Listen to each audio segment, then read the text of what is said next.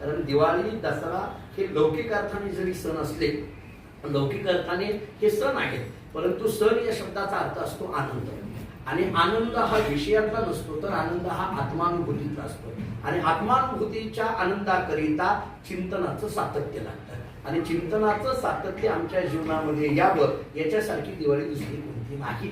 त्यामुळे आपली दिवाळी या शब्दाचा अर्थ नेमकं काय, साधू संत भेटतील हा दिला संतांनी दिवाळीचा अर्थ, आणि लौकिक अर्थाने आपल्याला गोडधोड पदार्थ खायला मिळणं हा झाला लौकिक अर्थाने दिवाळीचा अर्थ, परंतु सतत अखंड आम्हाला चिंतन करायला मिळणं ही खऱ्या अर्थाची दिवाळी आहे. आणि मला असं वाटतं लौकिक दिवाळी वर्षातून 3 दिवसच येते, पण अलौकिक दिवाळी ही माणसाच्या जीवनात रोजच घडत असते, आणि ती घडण्याकरिता या दिवाळीचा फक्त आधार घ्यायचा आहे. या दिवाळीचा आधार एवढाच करता घ्यायचा आहे, आणि त्या पद्धतीने येत्या या 4 दिवसातल्या दिवाळीच्या अंतःकरणपूर्वक शुभेच्छा देतो, आणि त्याबरोबर आपल्या जीवनामध्ये एक सात्विक वृत्ती, तत्वज्ञानाची वृत्ती अखंड पद्धतीने जागृत राहावी.